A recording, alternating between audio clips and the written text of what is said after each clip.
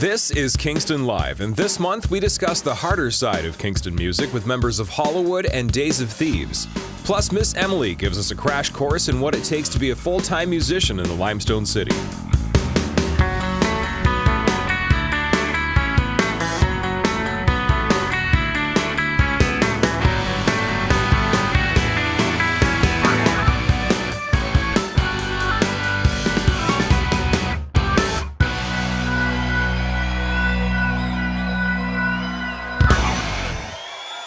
Hello, I'm Johnny Sand. And I'm local D-list celebrity Riley Jabour. And this is Kingston Live, where we discuss everything happening in the first capital of Canadian music.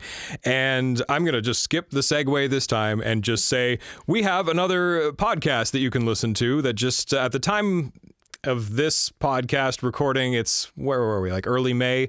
It should be June by the time this is released, and our Summer Festival podcast should be out, where we cover all the festivals. We've got Skeleton Park, Wolf Island, YGK Craft Beer Fest, Blues Fest, Buskers Rendezvous, Back to the Farm, and we've got organizers from all of those events talking about it. And I believe the next one, the first one, will be actually YGK Craft Beer Fest, which is June 8th. Yeah, always a great way to kick off beer and music fest season. Lovely. Riley Jabour, do you care to introduce our guests, please? I would love to. When you look at Kingston's most famous musical exports, they tend to fit best into what might be labeled as classic rock. But it's not a stretch to say that that's the kind of sound people would generally associate with the city.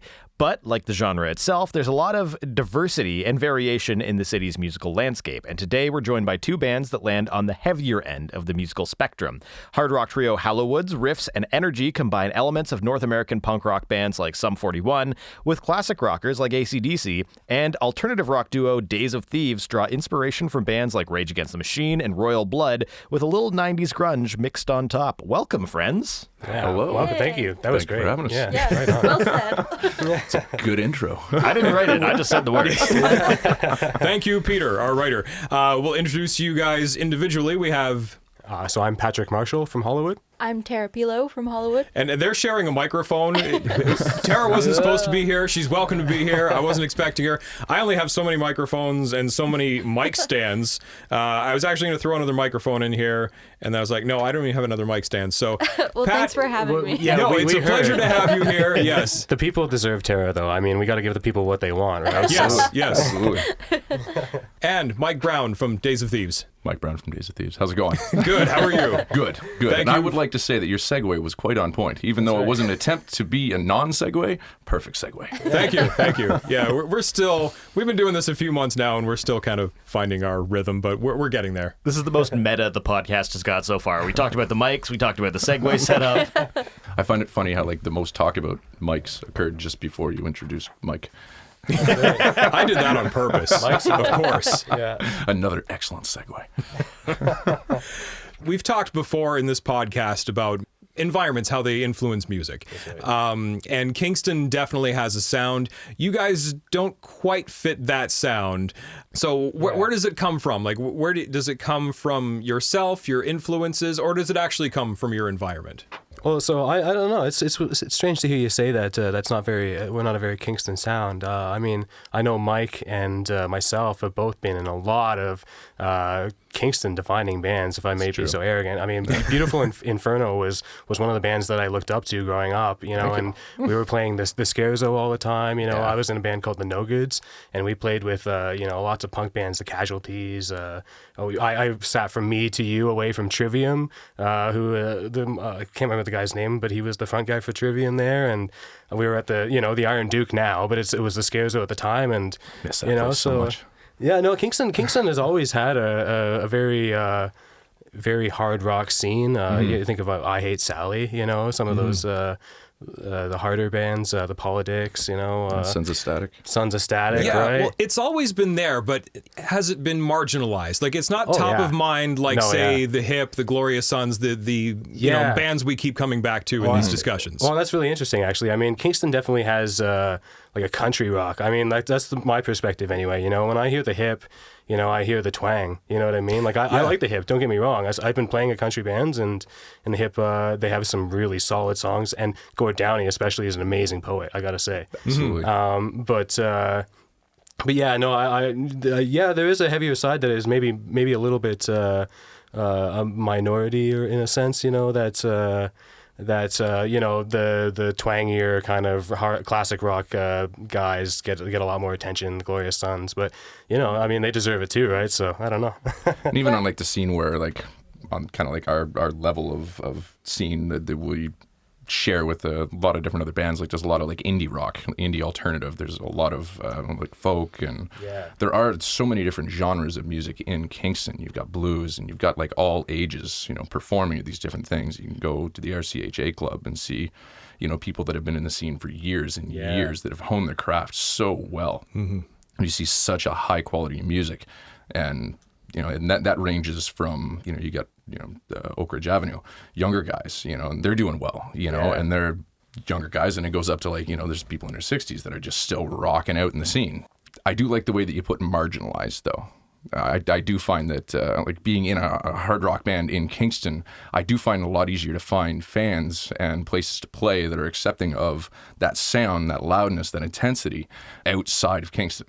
Like we have a decent following in Ottawa, and the people there, like they welcome that sound, that rock, that hard rock element, and same with Toronto and stuff like that. And we just don't have that same support here. There's different promoters that are trying to bring that back to Kingston. Joe Matthews is one.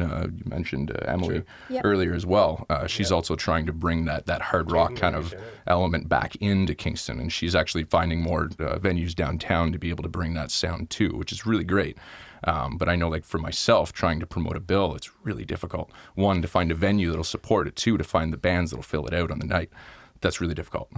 Yeah, the Kingston punk rock and like hard rock scene is very much alive though, and there's some like amazing bands that are playing around town. And like you go to these shows, and sometimes it's really quiet. Like it's hard to get people out sometimes, but the music is amazing. Absolutely, it is. Yeah. Is it hard to find your audience? Because they're out there. There's people who want, you know, the harder, edgier music. But we've talked before, and even, you know, during the inception of this podcast, we were talking about sort of bridging the divide between, you know, the music scene and the music fans. Because there are this sort of core of music fans, then there are those people that are sort of on the periphery of it as well. It's tough, you know, because I mean, you can find a market if you go out and you talk to people and you break through those barriers. But if you're like an introvert like me, it can be really hard to do that, you know. I don't really like going up to a person after I played a show and been like, "Hey, did you think I was great, or did you think I sucked?" Then it's weird doing it too. Yeah. Like, what'd you think of my show? I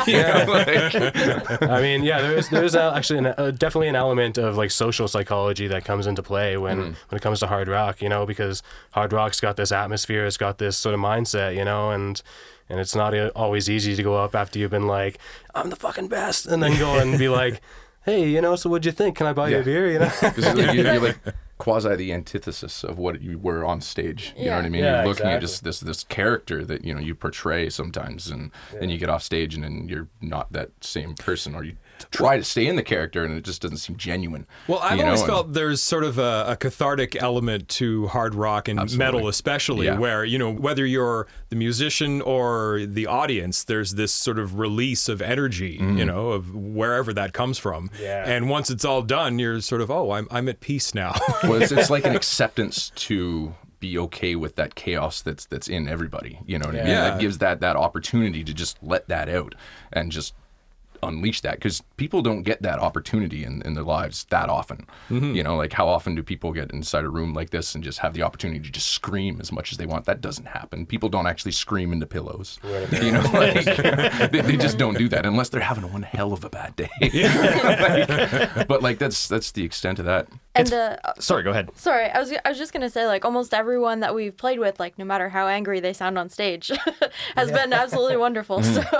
Well, and that's one of those sort of threads of continuity in the Kingston music scene, is everybody's just so cool and everybody's just so nice and accommodating. Like, I hate to sound like everything's perfect here, but in that sense, it kind of is. It's pretty welcoming in general, for sure. I think it's interesting you mentioned the kind of social dynamic of like harder music, because for an outside observer, for someone who's not into like an aggressive music, it might seem intimidating to walk into a room where you're literally paying someone to scream at you. Absolutely. But it's going through this really fascinating transition, and maybe you guys have experienced this as well as musicians, but as people become more comfortable being vulnerable with one another, there's been this strange amount of just wholesomeness that you maybe 20 years ago wouldn't have associated with really hard music. I point to Idols as an example. Like, I love Idols. Some of their music is super heavy and like abrasive, and their whole latest album is just about the positivity of life when you're looking down absolutely depressing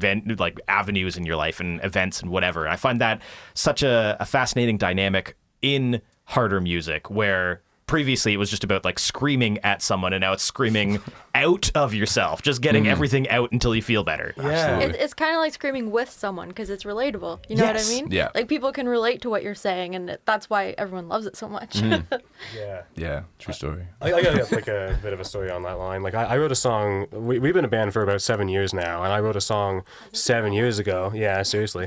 Well, I mean, our whole story, back and forth. We're in Toronto. Anyway, we're together now. Only like the last 2 years, seriously going at it. But I wrote a song 7 years ago. It was called Human Race, and it's about all sorts of bad dystopian kind of imagery. And I felt really uncomfortable about it. Like, I can't show this to my parents. I'm not going to be like, Mom, people are dying in the street. You know what I mean? Like, but there has been definitely a big change over the last 7 years where, people are becoming a bit more open about their emotions and stuff like that. And I mean, we still play that song because there's still a need for it. I mean, absolutely. We need to help people. But anyway, it's really interesting for me, like, as a songwriter, to wrestle with that too. Like, do I want people to come to my show and get their anger out, or do I want people to come to my show and feel a sense of camaraderie? You know what I mean? Well, one of the things I've always liked about harder, edgier music is it's the intrepidity of it. They're not afraid to sort of go there. No subject matter is off limits. That's what I like about it. Yeah. And to me, that's art, is just being able to sort of expose life as it really is, rather than fun, happy stuff that kind of distracts you from what's actually happening. Me too, man. I this is a great opportunity for me to say I think that great art challenges people, and I really appreciate what you're saying. Absolutely. Yeah.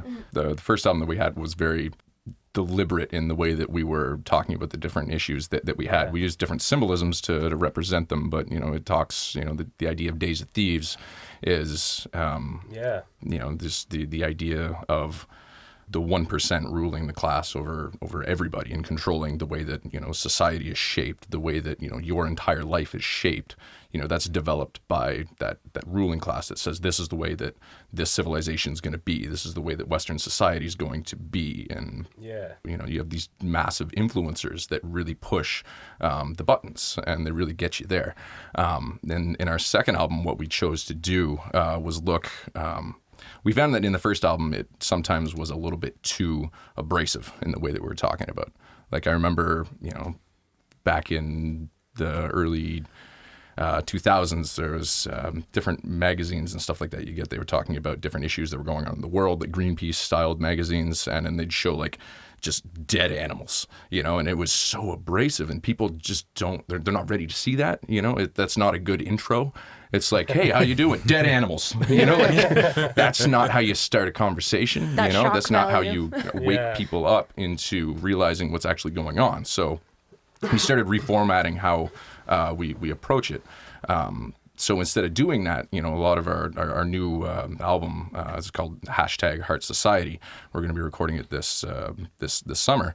And what it is that we're looking at doing is, we've created songs that kind of have like that woman shot me down kind of vibe, and the lyrics about them are all like, one song we have is I want you bad.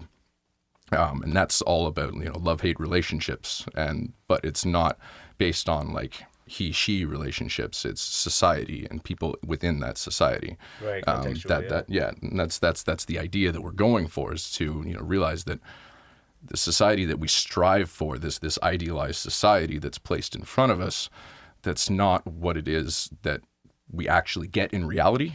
Like growing up, you get this idea of like, oh, this is going to be this is going to be that. Like I'm going to be this when I grow up, and it's going to be as easy as that. I go to school, and then it's just all going to line up. That is not how it works. And you find that out in the worst way. And Totally. it breaks your heart. And then but you keep going back to that well, thinking that you can find salvation within that society itself. And so many people get stuck in that rat race of trying to figure out where that salvation is going to come from. And they don't realize that it's going to come from themselves. And the whole premise of what we're doing is to try to make that awareness piece, that first thing to kind of make you think like, oh, okay. Like I remember listening to a piece from Zach De La Rocha from Rage Against the Machine talking about, some people show up to the concerts and they walk out and they had one hell of a good time. They rocked out, they had a really good time. Other people come out and they walked away with a message that they didn't have beforehand. Yeah. And I always really liked that idea. I thought that was a really classy thing for them to do, to not really define or pick which direction they wanted that to go, but they have that message that's there, take it or leave it. But we're also going to put in some really good fucking rock and roll. Yeah. So you're going to enjoy yourself one way or the other, you know? And I think some people forget how empowering this kind of music is, whether it's musical or lyrically. Like I know I've had conversations with people about heavier music where all they can seem to hear is anger. And a lot of the time that's there as well. But I'm like, no, this is powerful music. This is empowering. Like after I listen to Pantera, I feel like I can bite through a parking meter. It's crazy. But not everybody sees that. Yeah, I think there's certain themes that we all feel like about like wanting to get ahead in life, and I don't know, I can't speak for Mike, but I think a lot of my friends, I had friends who died of overdose from they needed the naloxone kit and everything like that, and we finally got that put in Kingston and stuff. But, we see, artists, we socialize and we associate with these people who are, not necessarily the most affluent. And, we see their problems and we want to bring their plight to the forefront, at times. And I think there's a real conflict within an artist, presenting it in a way that people can digest. What do they call it? Bite-sized, like a way that people can understand and everything. Palatable, thank you. That's the word I'm looking for. Or, do you bring the issue for what it really is? Do you try and be true as an artist, to the struggles people go through, right? So it's hard, it's hard to balance it. And people don't want to hear it. Yeah. There is a time and a place, and you never really know when the time or place is until it's already happened. Yeah. That's the most frustrating thing. It's like, oh, that was there. That was so my true. moment. Yeah, that so was true. my moment. Like people do that all the time when they're, dating, for example. It's like, yeah, damn it, that was my moment. Should have went for it. Should have went for the kiss, man. Oh, she wanted to kiss me. Yeah. It was already there and had no idea. She was flirting with me the whole time. And that's life. I wanted to talk about band size because our first guest was the Wilderness. They have 6 guys. We have 2 bands here combined to make 5 people. That's right, yeah. Well, what's the dynamic like? Is it easier with the 2 or 3 people in the band? Fewer schedules to coordinate. Yeah. That is true. That is very true. So it is more of a family dynamic for us, I've known Joe since kindergarten and Tara is his wife, so it's a sort of brotherhood, family kind of thing. Well, I was curious about that too, because one of the things I've always liked about trios is it's harder to form factions within a trio because 2 against 1 isn't fair. But you have a husband and wife rhythm section. That's right. Well, I'm always outnumbered, so I don't really get to make any decisions or anything. But no, that's not true. But I had conflicts with other guys before. I would be in Toronto and my car got towed, and my bass player didn't come and pick me up. So so I was like, okay, that's enough of that band. That's harsh. I don't really want to dredge up these memories. No, exactly. So I was pretty preoccupied. I've been in a bunch of other bands. I was part of the Beta 58s briefly when they were called Snot Romit, which is Tim Hortons backwards. Anyway, lots of bands I've been in, but it tastes like a Snot genius. Romit these days too. Snot Romit's a great band. Beta 58s are a great band too. I gotta say, a hard rock band out of Kingston. But Absolutely. but I mean, for this band, I really just wanted to do it for fun. I wanted to make music that I was passionate about, and that my friends wouldn't. I mean, when you write songs, right? That's a really difficult part of. I'd like to hear how you guys do the songwriting and stuff like that, because it's a really difficult aspect of being in a band, having two songwriters in the band, for example, and, both guys have different ideas about the direction of the band and stuff like that. So, when we started Hallowood, it was, a bit of a dictatorship, but I think I like to think it's evolved a little bit into Yes, absolutely. Yeah, Tara's writing songs now, and it's. Yeah, I would agree with that. But dynamics is a very interesting thing, and we tried to control it as much as we could, just by keeping it in a family kind of thing. Well, we're all really easygoing, and we all get along. We hang out all the time outside of the band, so it's not it doesn't feel like a job. And this comes up all the time too when we ask bands, any advice for musicians, and so many of them are telling us, be friends with your bandmates. You got to spend a lot of time with them, and it's just not going to work if you don't get along on a personal level. Yeah, I mean, even people that don't like me, I like them, but I've shared a car with them. I've slept in the same car as them. And you gotta be able to. I was in Hamilton playing a punk rock show, and we just slept in a car. So you gotta be able to put up with people for sure. Yeah. While we're talking about band size, you kind of mentioned the dynamic of writing music as a two-piece. Must be so challenging, but it's fascinating looking at two pieces have kind of been on the rise over the last 10 years or so. You look at all of them that are seeing this amazing success now. The Black Keys, Royal Blood, Japan Droids, Black Pistol Fire, Death from Above, the Bluestones, even in Kingston, P.S. I Love You, Paper Ladies, Days of Thieves.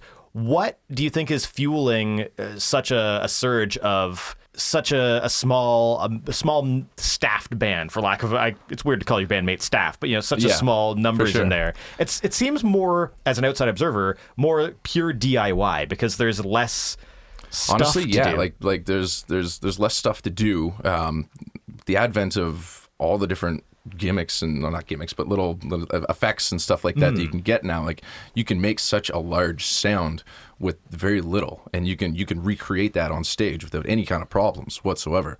As things have kind of progressed forward, you don't necessarily need those super large bands anymore. I've been in bands where there's 5 people, and I agree, scheduling is just ridiculous at that point. And you're like, what are you doing next Thursday? Oh, next Thursday doesn't work. Well, what about the Friday? Okay, what, the morning? No, the morning doesn't work for me. How about Saturday's no good. I can't do Saturday. And you go on like this for a while. And with a two-piece, you're just like, what are you doing tomorrow? Nothing. Good. It's jam. I also live with my drummer Kyle. We live in the same house, so wake up in the morning, we rock out before breakfast. We literally do. I love that line from Airheads. Cool, man, we can rock out before breakfast. But that is a reality in my life right now, and I love it. You wake up and awesome. just rock, and then we get on with our day. The rise in that, it's easy to tour with. The costs are so small. Looking at touring and whatnot like that, there's fewer mouths to feed, there's less transportation needs, there's less gear to haul around. It's a lot easier. The scheduling thing is generally a minor thing when you get into all that other aspects of everything. But it's almost like a point of pride in musicianship too. You're like, oh, I can do this with just I could do that. No, don't worry, we don't need extra people. I got that. Yeah. This is super geeky, but while I was preparing for this interview, I noticed both bands, you guys both have really good websites, which is a weird thing to point out, but a lot of times when a band is before they're signed to a major label, the website seemed kind of like an afterthought, right? So long as you have a social media presence and maybe a Bandcamp page, then you're set. But it seems like that's something you have put stock into. Do you feel like that is something that a lot of bands need to put more thought into? Why are both your websites so good? I personally do. From my point of view, it comes from a marketing tool, right? Mm-hmm. I look at Facebook page as a marketing tool, but like not only just the fact that you can go there and find different platforms for yourself, but you can also just use that, like say, like we have like 1.4 K followers. You know, we can use that itself is a marketing tool. You know, people coming into town, they're going to look at that and be like, oh, okay, they want to connect with this. Or if you're, you know, reaching out to promoters, you can use that. Oh, they have their own web page. It's a form of validity, you know, when you're looking at it, and it takes the idea of risk out of somebody's head when they're trying to book your band. Good plan. Well said. Yeah. Yeah, you take this one too. I can feel this. So, Beautiful. so I'm a web designer. Well, I'm a designer, animator. I also design web. But cool. Joe is a developer, and he is like a killer web designer as well. So he actually just did our entire website like from scratch. It's like a custom WordPress theme, like search engine optimized. It's so boss. Nice job, Joe. But yeah, it looks great. All like custom illustration work and stuff. And we definitely put a lot of thought into our design and marketing and like our whole brand of Hallowood. And I think it's something that's probably going to evolve over time as well as we release our seasons of EPs, which is kind of the unique structure we're kind of going to take for this. Yeah. I feel like I need to address Joe's absence because last month when we talked to Oak Ridge Avenue, I said, okay, we got to bring the whole band in because there's only 3 of them. We can't tell one guy to stay at home. But Joe's not here. So I do want to clarify that I just asked Pat to come in and Tara just showed up, and which is great. It's not like I didn't want you here. Sorry, I crashed the party. Yeah, it's all Tara's fault. I wasn't invited. You were most welcome. Yeah. But I just didn't want to look like a jerk and, you know, hey, where's Joe? Thanks, John. Yeah. Oh, gee, any advice for aspiring musicians? Stick with it. Don't get discouraged. That's the biggest thing that pushes people off. It doesn't happen the way they think it's going to happen, and then they just disappear and fizzle out because that want will fade if you don't get the reaction that you want. But it takes perseverance to get where you need to be in terms of music and stuff like that. You see it in I used to teach guitar and stuff like that, and the people that would keep playing guitar were the ones that didn't get discouraged by the fact that they couldn't play, you know, Jimmy Page right out of the gate, you know, so it's that would be my number one thing is just don't give up, because everything else you'll learn, you know. It's like the 10,000 hours that it takes to properly hone your craft. You know, you got to put in the time to be able to get what you want. So that's right. Yeah. Guys, this has been a lot of fun. Thanks for coming in. Thanks for having us. This is a lot of fun. Yeah. This is Chain Reaction from Hallowood on Kingston Live.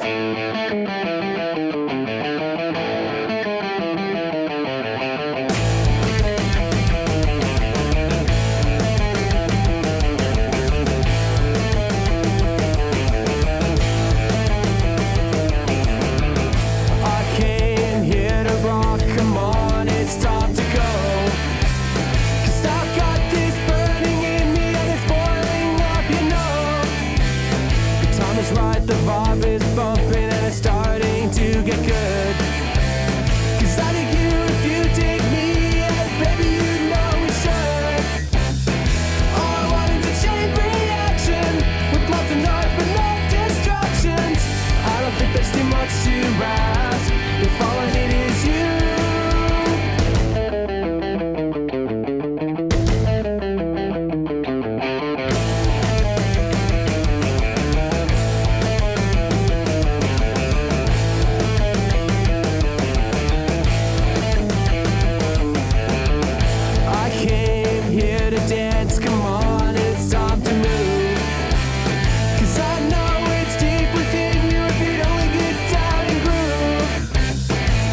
Right, the vibe is bumping and it's starting to get fun.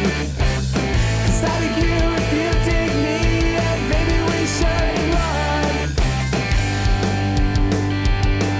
You can tell them that I said that it doesn't take much at all. All I want is a chain reaction with lots of noise but no distractions. I don't think there's too much to ask if all I need is you.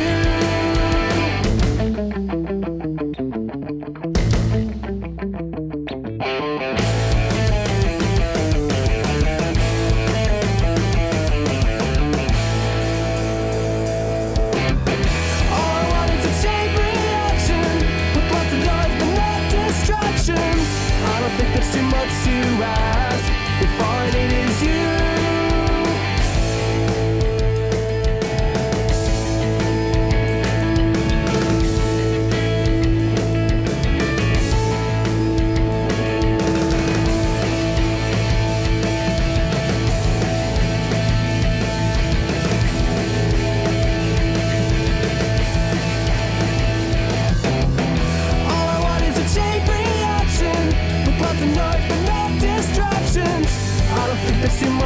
rise. If all I need is you.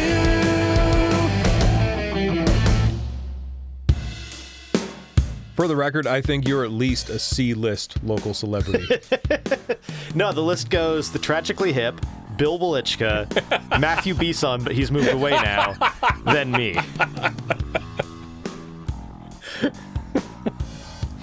All right, June 5th, the Heart Attack Kids are at the Mansion. June 8th, YGK Craft Beer Fest with a huge lineup of like everybody you've ever heard of. Lost Cousins, The Wilderness, The Elwins.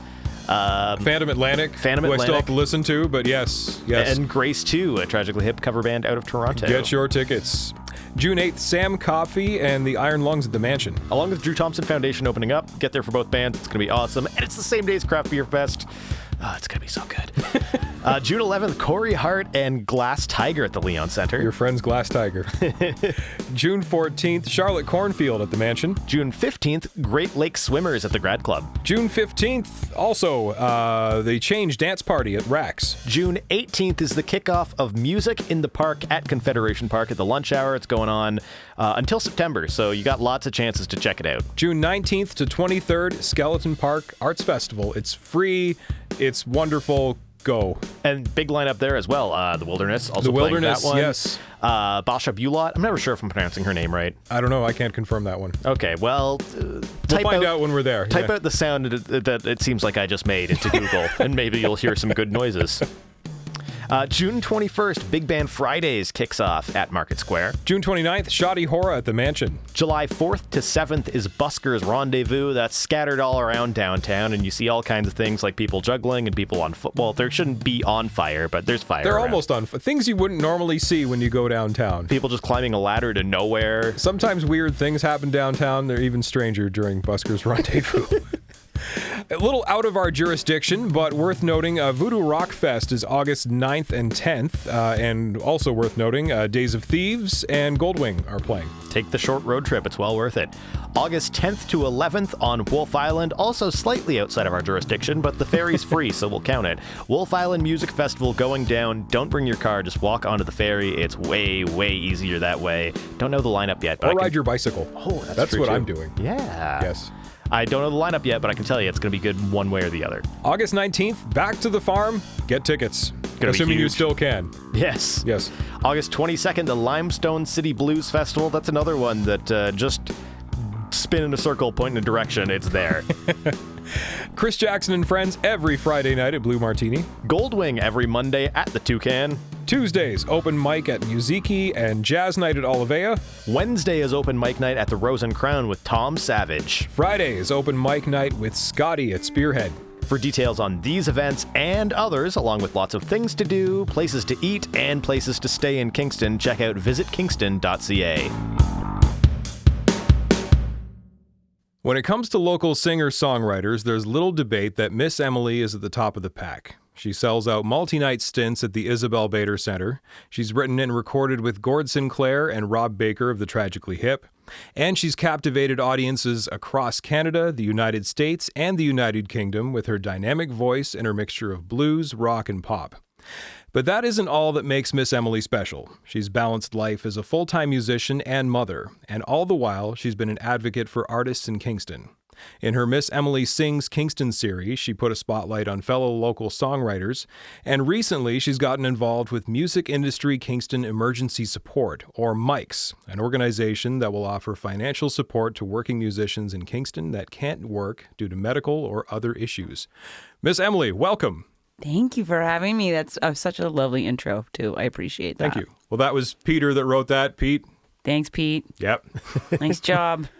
So we've wanted to get you in here basically from the start, but when we bring in musicians, they tend to be more on sort of the up-and-coming kind of thing. So with you, we wanted to kind of take a different angle. Like typically when we end these interviews, I ask our guests, do you have any advice for aspiring musicians? That's basically going to be most of this discussion. Okay. If that's cool with you. No, that's totally cool. Excellent. Also, I should tell you, I still consider myself an aspiring musician because Okay. I'm forever learning and I feel still like I'm up and coming. And depending on if you talk to people outside of the city who are like, who is that? which has been happening, more recently for me in the past couple of years now that I've branched out and I'm playing other cities and different parts of this country and stuff. And people are like, where have you been? And I'm like, I've been in Kingston. And before that, I was in Prince Edward County, where I'm from. So it's funny. It's like I'm just starting fresh all over in certain parts of the country. So okay, well, you're still ahead of most of us here. So it's just a good lesson that we're always growing. I hope. True. I hope we're. I hope I'm always. It's good growing. to stay humble. Yeah. Oh God, there's lots of things to keep me humble. A lot. Well, on the other side of this humble thing, Okay. You in Kingston, you're not only successful, but you're also top of mind. And that's a hard thing to accomplish. Like, is that just from hard work or was there something else? Is 100% hard work. Okay, maybe I should say 90% hard work, 10% being a woman, if I want to be completely honest with you. Okay. Because it's such a male-dominated industry, which, of course, there's pros and cons to that. But one of the good things about being a female in a majorly male-dominated industry is you stand out. And and that really worked in my favor, for some of the events that have happened since I came to town. And they think, oh, we should put a girl on the bill, And who do we have to choose from? Well, okay, it's Emily. So that's, for a long time, there wasn't really any other women of my demographic. I mean, you have, legends like Georgette Fry, of course, and I would never put myself in the same category as her. But she's also, a different generation than I am. So it's, it was a different thing happening at the time. I'm quite excited because right now there are so many cool female-fronted acts in Kingston right now. Yeah. It's like awesome. It's so awesome. It was just about a year ago, a little over a year ago now, that you put up a Facebook post about being a woman in the music industry and about the growth of female-fronted acts and just all of the struggles and different hardships you would face as a woman in the music industry. 1 year out from that, what do you think has changed? Do you think anything has become more positive? It was great seeing the response to that because that post went all over Canada. Yeah, it was. You know what? It's interesting you say that. It just came up on my Facebook memories the other day. I was like, oh gosh, that was a year ago. Well, that posted a bit of an edge to it for my own personal reasons, and it was because I actually I was doing some work at one of the local radio stations, and I said to the program director there, how much female-fronted act music are you playing on your station? He's like, none. It's like you could list like 2 artists, and a lot of them were and they were artists that were around like the 80s and stuff, like Pat Benatar or whatever. And we both agreed that is not okay. Like it really isn't, and it's not for a lack of there being great female fronted acts. So maybe I've softened a bit in my aggression I had towards that topic, but I think things are changing. I think around here things are really changing in Kingston anyways. And I don't know if it's coincidental or what, or with the Me Too movement, maybe some things are changing and women are more comfortable in that type of work environment because you have got to have really thick frigging skin. You really do in a lot of different jobs. And I would say music industry is one of them. But I feel like maybe with some of these changes because of the Me Too movement, maybe that's helped, I don't know, just fill in some of the potholes on that path or something. Well, is there anything you would like to say to young, aspiring female musicians? Anything you'd like to kind of pass on? If you have an interest and a drive and an excitement about music, don't let anybody tell you that you can't accomplish what you want to accomplish. And you can look at those statistics that say that we don't do as well in rock or, other genres and forget that. Whatever. There has to be somebody who breaks the mold. And all the exciting things that happen in music are the people who break the mold. And so who says you can't be that person? That's what I have to say. Well, I think it's the differences, whether it's, in music or just in the greater sort of whole of life. For sure. Those differences just make things more interesting. I mean, even at the very least, having a female voice in a rock band just gives you so much more sound and range. Exactly. A tip for any of you young up-and-coming performers who want to put together a band, you want to do something different, put a girl in your band. honestly, if you're playing rock music, put a girl in your band. Guess what? Most of the other bands at that competition or that night of bands playing in that one venue, most of them won't have that. If you want to stand out, we offer something different. And also, and sometimes women aren't, because we're not in demand, there's a lot of super talented people who are females who are looking for work, You might find a way better player if you can open your mind and think, hey, maybe we should consider putting a girl in the band, which sounds silly that we would even speak like that, but it actually is a deterrent sometimes, the gender, which is super shitty, but yeah. I hope it's changing. I really hope that's changing. I think it is, yeah. Mm-hmm. That's why I had my own band. I've always been the boss of my own band and had my own band. Nobody would put me in their band. You want to be a musician, you got to be in a band at some point in time. Well, I guess I'm going to have my own band. You want it done right, do it yourself, This right? is exactly how I've had to live my musical career. Yeah. Thank goodness, really. Now, I think it was about 15 years ago you made the jump to full-time musician, Yes, correct? 15 exactly, this past March. How did you sort of cross over to that point? How did that happen? Was it like a decision, I'm just going to do this now, or was it like a sort of a critical mass leading up to it? Yes. So I had moved back. I'd been living in British Columbia for a couple years after doing a couple years of university, dropped out, moved to BC with my boyfriend at the time, who was from Kingston, and he was going to piloting school.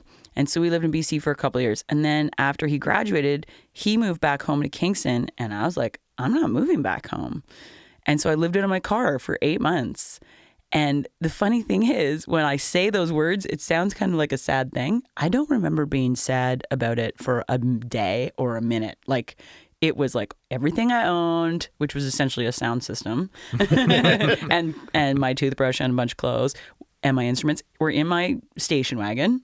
And I often didn't sleep in my car. Like, I couch surfed, but I was homeless. And you know what? It was a great time of life. And it also helped me realize that I was willing to sacrifice essentially almost anything at that point in time so I could make a career in music. And from that, when March came around, 2004, I had given my boyfriend at the time an ultimatum, like, I think we need to get a place, or like, I'm going to move to Toronto or something. And so we got a little 1-bedroom apartment in Kingston, in Kings Court area. And I started doing music full time. So that's kind of how the whole thing happened. Cool. Did that sort of prepare you in a way for the extensive touring, living in a van a little bit? Well, you know what? I didn't do a lot of that. Like, because what happened a few months after we got that apartment in Kingston is I found out I was pregnant. And then everything I thought I was going to do all changed, all except for the music, because I was way too stubborn and I knew I wanted to buy a house and that my baby was going to be born in the house that she was going to live in and I was going to own it. And that was the deal. And I was still going to do music full time. So I had to get very creative in how I was going to make that happen. Teaching music helped for sure, soften the financial blow, but I really became a full-time mom quite quickly after that, and gigged at night when the baby was sleeping.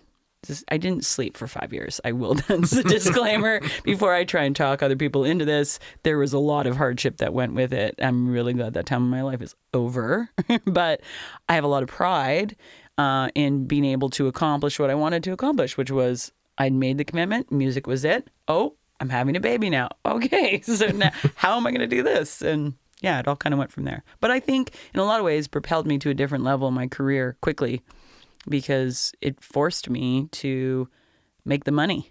And you got to work to make the money. And if the work isn't there, you got to figure out how you're going to get the work. And I was not going to get a day job. Was not going to do it. Well, and one of the comparisons we keep making in this podcast is the sort of link between, or the similarities between musicianship and entrepreneurship. Because when I started Titan Sound, it was the same sort of thing. It's like, I was sort of thrust into the role and it's like, okay, we're just going to have to make this work. Yeah. Yeah, no, I am an entrepreneur. I'm a businesswoman. Like before I'm a musician, I'm a businesswoman. There's no doubt in my mind. I was nominated for a business award for the Chamber of Commerce Business Awards here in town last year. And I had a few people say to me, business? And like, what's your business? I was like, are you kidding me? I'm like any other entrepreneur. I wear 100 hats. I do a lot of jobs. Over the years, I've been able to create a bit of a staff, but none of my staff are full-time. I still can't afford to pay anybody full-time wages. I can barely make full-time wages, and I'm doing well. Like I'm doing well, and I'm still like, it's all relative. It really is all relative, but it's a business. I wanted to ask how you got connected with Rob and Gord. So I met Rob through, let me think. Met Rob through a former manager, Cliff, and they were buddies. And that's how I met Rob. And he needed some backup singers for the last Strippers Union album that he was doing with Craig Northey. And I'm a huge Craig Northey fan. The Odds, for anybody who doesn't know that, little CanCon info for you, Canadian content info. Check out Odds stuff from the mid-90s. It'll blow your mind. Anyway, so I had met Rob maybe once or twice before that, but going into the studio and doing some backups for their project was really cool. And I got to know him better through that and a number of other things. I don't even really know. It's kind of funny how the whole thing works out. And then Gord Sinclair, I met him through Chris Coster, actually, because Chris Coster was doing some work with Sinclair, and Sinclair wanted to do a recording of Fleetwood Mac's Dreams, and Chris said, I do that song with Emily, and we've kind of got a cool thing. And Gord's like, well, we'll bring her in. We'll do some stuff together. So we went and recorded it at Bathhouse, and Brent Nurse came in and filmed some stuff. There's a video on YouTube. I've seen it. Yeah, that was really good. Yeah. So, but before we even did that, around that same time, we had done it live a few times, I guess. Anyways, Gord actually introduced me to the guy who I married, my husband. They're golfing buddies and have known each other for years and years and years. And so, yeah. So, I mean, that's amazing. The relationships are very... So, was he in the wedding party? Gord was the officiant at my wedding. Awesome. Yeah. Yeah, that was pretty cool. He was great. Wore his kilt. Good Scott. Yeah, I mean, and Gord and his partner Rachel are like some of my best friends. My husband and I like our best friends, and same with Rob and his wife Leslie, and now being married, I have couple friends, which is it's like a new thing, but not really. We're about 5 or 6 years into this whole couple friends thing, but they're part of our couple friends. Do you know what I mean? So it's like, Kingston is just small. It's just small. Cool. Another thing I wanted to talk about, another sort of recurring theme in this podcast is the impetus for this podcast, or at least part of it, was to sort of bridge the gap between kind of the musicians and the core music audience and sort of the more passive music audience in town. Because there, when like the Hip made it big or the Glorious Sons, there was like a core of Kingston fans who sort of knew it first. Oh, yeah. But they weren't as sort of top of mind until they made it big elsewhere.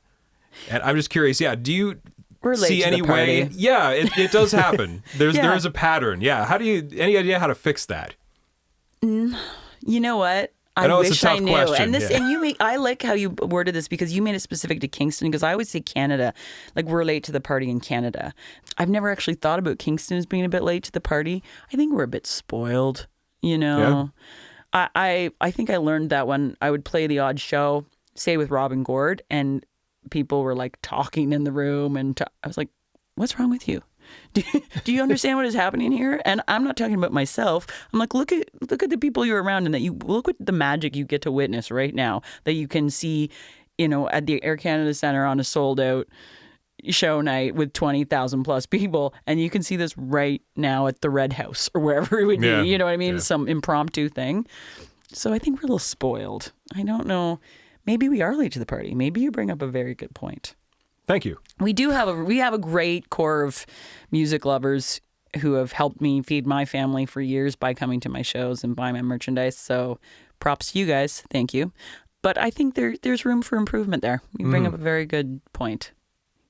But getting back to my question, any idea how to fix that? I don't have a clue. I haven't thought about it before. Well, I'm going to keep asking that question to guests until somebody cracks the code. I'm going to have I'll keep listening because I do want to know how that changes. Yeah.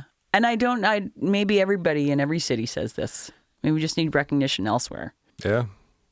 So as someone who's played outside of Kingston and come back, what do you think of the music scene here and the opportunities that Kingston presents? Kingston is a very special town. And I know that because if you look at the easy facts, like our population, 130,000 or so people, 130,000 or so live here, and how I couldn't probably be a full-time musician in Toronto and have a mortgage, but I can do it here. There are a number of components that are really crucial to the success of each musician. It helps to be a talented musician, that helps, and to have really good, strong work ethic and to show up to your shows and show up on time and show up sober and do your job and do it well and do it fresh as often as you can, learn new stuff and get better and better and better. But the other key pieces of the puzzle are the wonderful people who support the live music scene in coming out as audience members and paying the cover charge when there's a cover charge.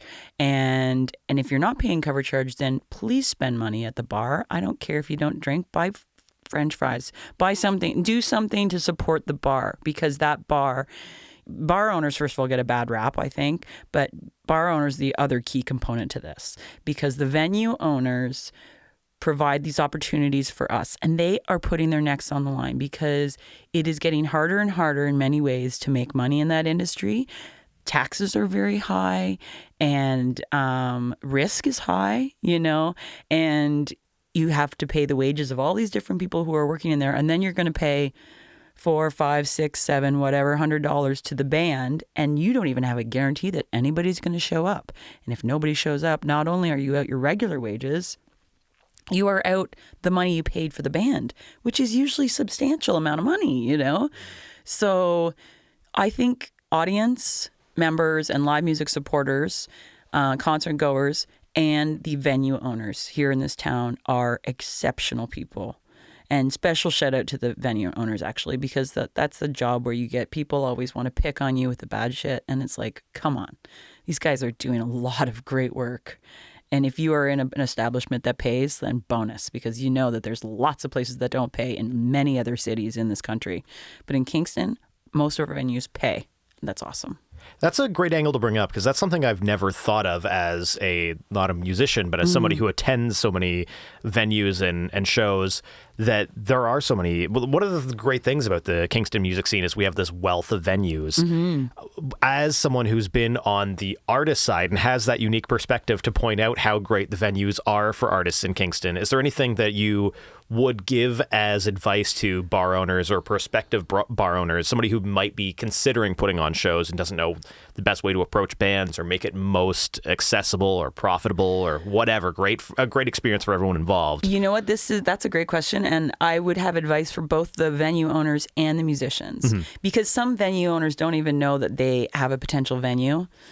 Or they look at it and they think, it's money out when I've got so much money out and I can't risk anymore. And I get it, man. It's hard to make money in any business these days. And so if the artist and the venue owner can come to a mutual agreement on trying it, like, let's start with just trying it out. And I've said to young people, like I talk to student groups and stuff like that, because I feel like that's an important part of what I do for a living, is trying to make sure we have next generations that are passionate about this industry. And I'll say to them, you don't think you've got an opportunity in your town? Do you have a restaurant in your town? Do you have a community hall in your town? Do you have a street corner with a light? Where you can get creatively thinking, you can create a potential venue for yourself. And for instance, for a restaurant owner, they might not know that they have a great opportunity to make more money and have more people in their building, and they might not realize they can also provide another job to you. And so if you say to them, hey, what if I was to come in on a Thursday night between like 6 and 8 p.m. and just play for a couple hours, and this is what I do, and you don't have to pay me. I could put it in a tip jar and we'll just see how it goes. And do that a couple times and see if there might be a mutual beneficial thing that happens from that. And next thing you know, you have gigs. I mean, I played the Merchant Tap House probably a couple thousand shows there in the years that I was playing the downtown bar scene. And I was hired. I found out I was pregnant, and then they sold the bar to a new guy who had come in from BC. And the first thing he was going to do was can all the live music because the bar was losing so much money. And I begged him, and I said, listen, I just found out I'm pregnant. I'm 23. I'm a full-time musician. Like, I really don't know what I'm going to do if I lose this gig. And I said, I'm willing to meet you halfway. Like, just let me. And so we negotiated something that worked for both of us. He took some risk. I took some risk. And we ended up with this cool thing where we had like lineups around the block. And it was like, that's awesome. And it took risk on both of our parts, you know? I've got one really small question for you, but I guess it was last week, the week before, they announced Rockin' the Big House at Kingston Pen. Yeah. Do you feel like you deserve some credit for that? You did your video in Kingston Pen. Now everybody wants to play there. I like that we were in there first. I won't lie, though. There was one day that we were touring it, getting ready for the video, and there were some people touring it that were some sort of production company. I don't know if I'm allowed to tell people that, but I just gave away a big secret then. I like it. But those are not the people who are doing this particular show. This was a different organization from Toronto or something. So I love that the Kingston United Way, that a Kingston group is putting this on, and they're going to raise a lot of great money for the United Way. I know a lot of people on the board who are helping put on this function, and they are really good at what they do, and they will have attention to detail, and it's going to be a massively successful night or afternoon, or I don't know. I'm out of town. It already Unfortunately, is. at a festival, I'm in Fredericton, and then I'm in Wasaga Beach that weekend. So I have festivals. Unfortunately, I wish I could be here for it. I wish I could play it. It'd be fun. Yeah. Mm-hmm. Tell us about mics. So, Music Industry Kingston Emergency Support. Did I get that right? It's like I'm still trying to memorize it because we went through. right. Go back to the intro. Yes. Oh, good. Yeah, we went through all of the different ways we could put it so we could have an actual. Is it acronym? Is that the word? Acronym is the word, yeah, because the musical, that doesn't quite just roll off the tongue. It was tricky. And we wanted to include not just musicians, but music industry workers, because we have a lot of sound guys in town who are full-time sound men. And it was Jeff Chown, one of our full-time sound guys, who actually also plays bass, who came up with mics, which is fantastic because my brain was about to explode trying to find something. Once we officially launch, which we were just emailing today about logo, so we're almost there. What will happen is music industry workers in town, if they have an emergency of some sort, they get very ill, or a loved one is really sick or passes away, or something happens, and they can't make their, say, weekend gigs or whatever, they find a sub, which is a key piece of the puzzle here. They find somebody to sub out. So if they're a drummer, they find somebody to fill in their drumming gig. And then they contact us and they say, okay, I need to take this weekend off. My aunt passed away, or my daughter is ill, or whatever. And this is how much money I will not be making. And say it's $300, $400, whatever it is. Can you help me? And we say, hey, no problem. We can help you. Take this time this weekend and deal with your stuff and take care of your loved ones, or take care of yourself. And here's your $300 or $400 so you can breathe easy and regroup and move on with your next weekend's worth of gigs or whatever. That's our goal. That's fantastic. Yeah, I'm so excited about it. And it will get used. I know it will get used. And it'll be a process to get people used to it, because we're all used to playing through stomach flu and barfing in the bathroom when you tell Spencer Evans to play an extra long instrumental solo in the middle of the song. Totally been there twice. Had to do that. So I know I'm not the only one. There's a lot of us who've had to do that. So It's really exciting to see these changes and this growth in the music industry, where I've never even heard of another city or another music collective ever doing something similar to this, but in another permutation of something similar. You look at like Royal Mountain Records last year was the first record label to ever offer mental health support for their signees, and seeing things like this happen in the music industry is so encouraging. It's so exciting. Yeah, and you know, there are other organizations that we actually were able to draw some guidance from doing we had some awesome people do some research. I am not a researcher, so I was really happy to have a few teammates who were willing to do that.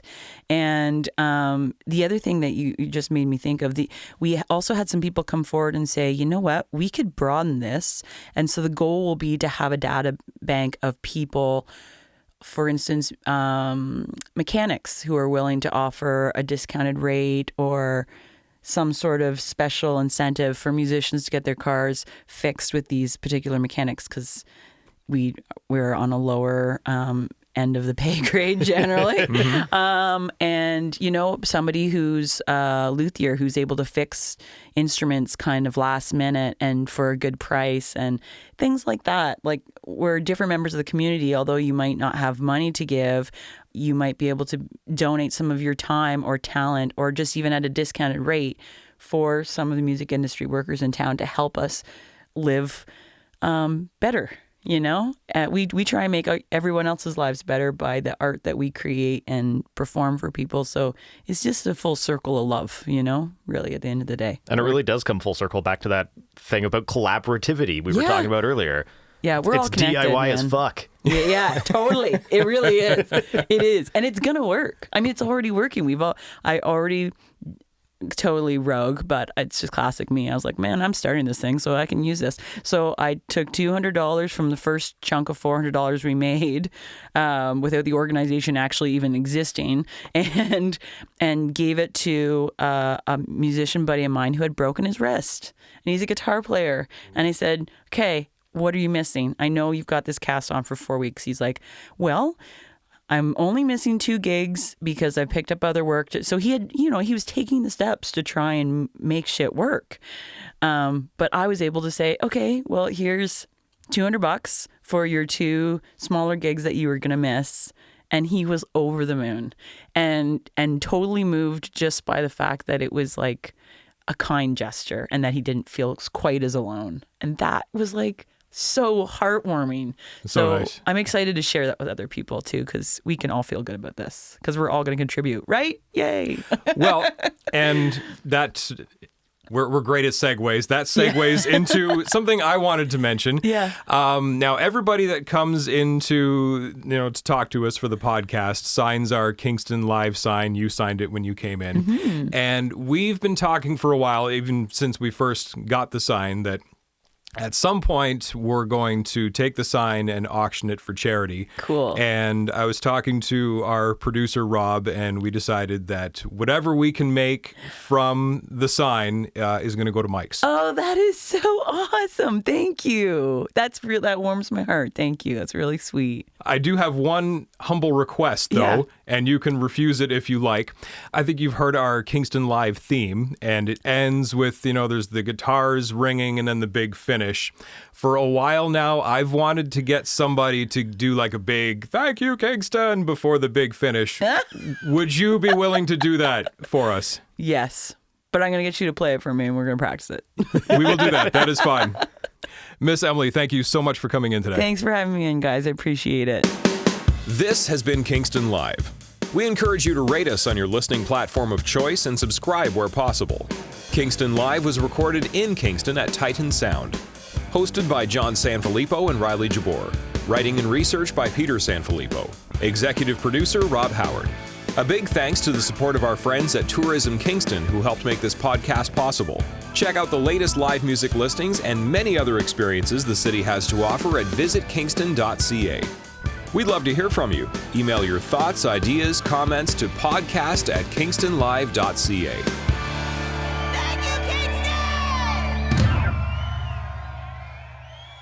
Good job, guys. Yeah, that was awesome. Thank you. Thank you. Huzzah! Huzzah! Huzzah!